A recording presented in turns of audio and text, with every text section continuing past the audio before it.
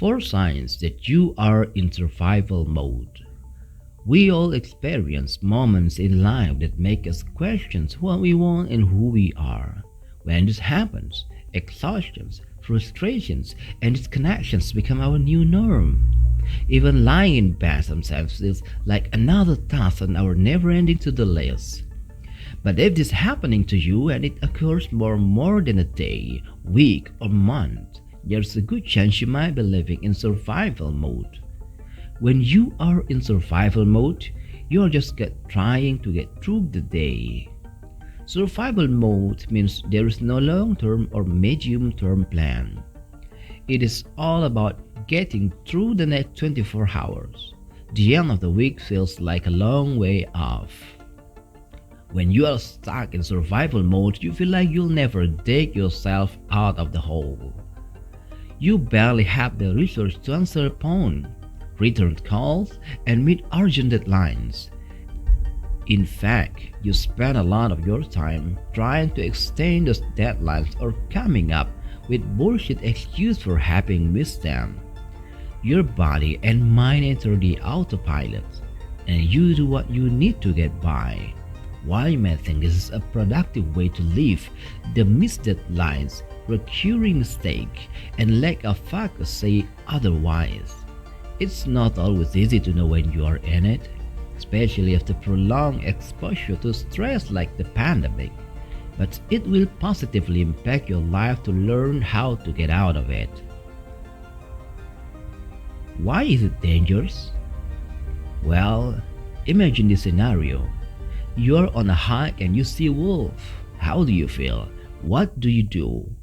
Well, besides being scared out of your mind, your body starts releasing high amounts of adrenaline, cortisol, and other stress hormones that allow you to fight, fly, or freeze to save you from danger. But in your day-to-day world, this wolf might be coworker, traffic deadlines, financial difficulties, the pandemic, and personal challenges. Over time, frequent exposure to stress and stress hormone cause us to enter survival mode to keep going. This long-term activation of stress harm our emotional and physical health, putting us at increased risk of anxiety, depressions, heart disease, digestive problems, and memory impairment. While a stress response can protect us, too much stress is never a good thing. If you're going through the motions and facing one stressor after another, how do you know you are actually in survival mode and not experiencing stress like everyone else? So here are 4 signs that you might be on autopilot. Number 1.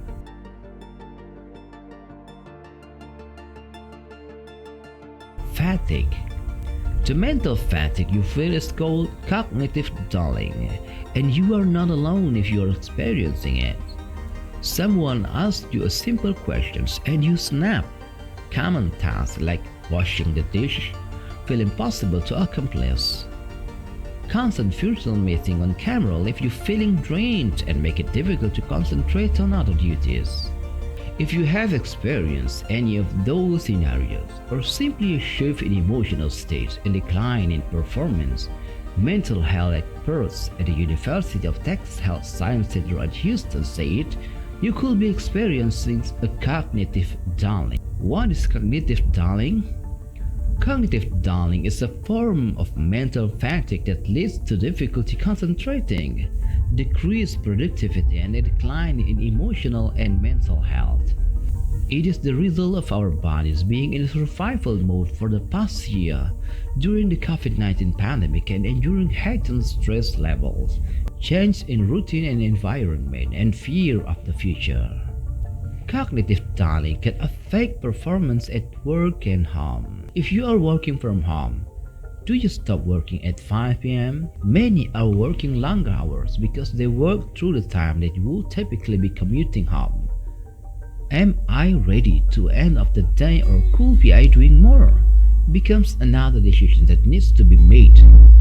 If you are working additional hours, are you working at peak performance level during this extra time? It can be difficult to focus for so long, and many people feel guilty about not performing at high level.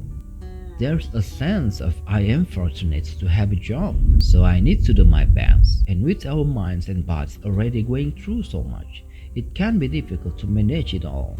Mental fatigue can also leak into many other areas of life, including how we spend our free time. Now we have to think twice about things we used to enjoy in the weekend or in our spare time. You have to question, am I going to feel comfortable playing tennis with a friend or getting takeout from a restaurant? We are constantly in survival mode, and that affects how we function across the board. So what can you do to combat cognitive dulling? Self-care, self-care, and self-care. Self-care is something everyone needs to strive to do to give themselves a break.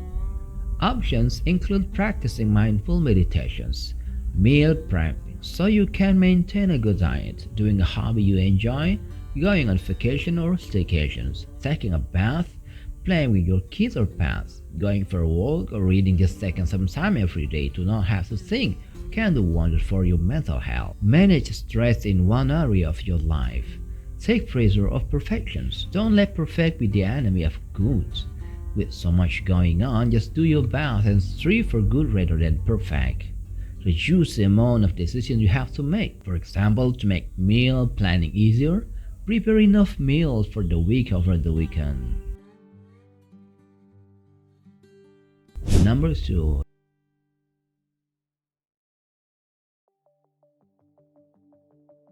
Lack of focus. Do you find it hard to concentrate on your schoolwork? Have you zoned out and don't respond to other people when they call your name? You seem to be in a different world, your friend said. If you can relate to this, it's a high chance that you are in survival mode. Instead of being lazy, you will find that things are foggy and it's quite harder to finish an activity. Concentration difficulty can be caused by medical, cognitive, or psychological problems, or may be related to sleep disorder or medications, alcohol, or drugs. Your performance at work or school could be affected if you can't concentrate. You may also find that you can't think as well, which can affect your decision making.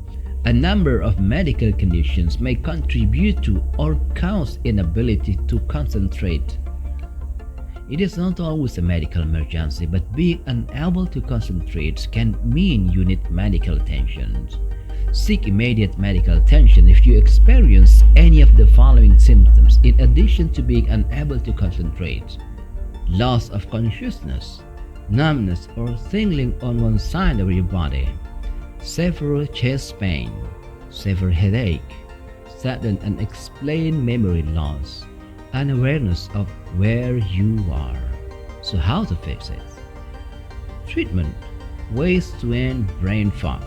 Spend less time on computer and mobile phones. Remind yourself to take a break.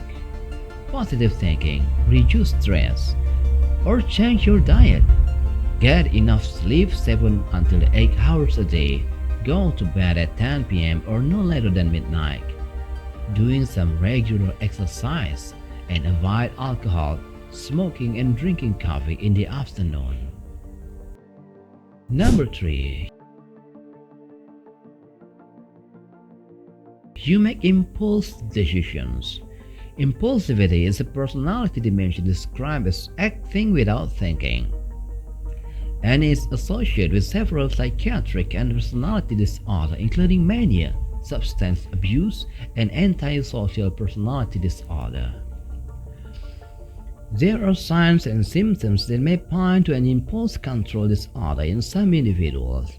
It is not always easy to identify this type of disorder, but the following may be cause for attention: behavioral symptoms like stealing, lying, starting fires, risky or promiscuous behavior, and aggressive or volatile behaviors. Cognitive symptoms: obsessive behavior, trouble with organizations, executive dysfunctions, and poor concentration abilities. Social and emotional symptoms: social and emotional symptoms: low self-esteem, social withdrawal or isolation, detachment and or anxiety, drastic shift in thought and moods, and feeling of guilt or regret. It's human nature to sometimes say or do something you wish you had not. But some people are impulsive often, maybe several times a day. Acting that way can lead to problems and regret. If you notice a regular pattern of the following, it might be an issue: aggressive behavior, restlessness, interrupting others, being easily distracted, conditions linked to impulsivity. Impulsive behavior can be a symptom of several conditions. It can also be seen in patients with anxiety and autism spectrum disorder, as well as substance abuse. Number 4. Basic needs are overlooked. Why basic needs are important? Human beings have certain basic needs. We must have food, water, air, and shelter to survive. If any one of these basic needs is not met, then humans cannot survive. Before past explorers set off to find a new lands and conquer the new world, they had to make sure that their basic needs were met. Hunger, thirst, a lack of sleep. We all know what it feels like when our physical needs aren't met. If we deprive our body of its needs, it can have damaging long-term effects. That's not exactly how it works for the lesser-known psychological need, but there are more similarities than you think. Basic psychological needs. On a daily basis, we are in touch with our physical needs. Uncomfortable sensations such as fatigue or hunger are ways that our body calls us to attend to our needs. Psychological needs direct us similarly. When they are unfulfilled, unpleasant emotions arise. But compared to our physical needs, ignoring them doesn't carry direct fatal consequences. This becomes a challenge. We end up being less practiced in dealing with solving our psychological needs. First, the need for attachment. Our need for attachment plays a particularly central role in the first few years of our life, where we are relying on the help of others for our survival. If we have a caregiver we can count on, like a mother or a father, we will develop a foundation of trust not only in them but in other people and relationships in general. Without a reliable contact person in the first few years, the chance of developing an attachment disorder or a psychological disorder later in life are higher. Our first experience with relationship shape us for the rest of our life. When we become adults and are self-reliant, our need for attachments plays an important role in our well-being. At times, maybe you have also struggled with situations where you felt lonely or missed someone. In these moments, probably your need for attachment is making itself felt. The second is the need for orientations and control. Feeling connected and protected by our contact person, we soon grow curious and develop new desires, including the ability to shape our own lives independently, to understand and influence our surroundings, and make our own decisions. We violate this need when we repeatedly experience that the situation around us are unpredictable, or when we start believing that we can't have any influence on the things happening around us. And the third is the need for self-esteem enhancement. Surely you have experienced how great it can feel to reach a personal goal or receive a compliment for something that's important to you. That's your need for self-esteem enhancement stopping by to say hello.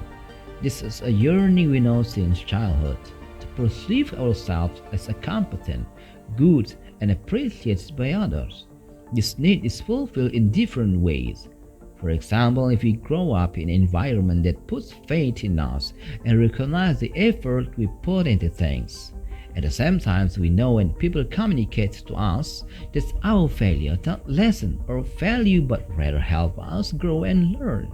We all know how challenging it can be to wholly fulfill these needs, to really believe in our self-worth.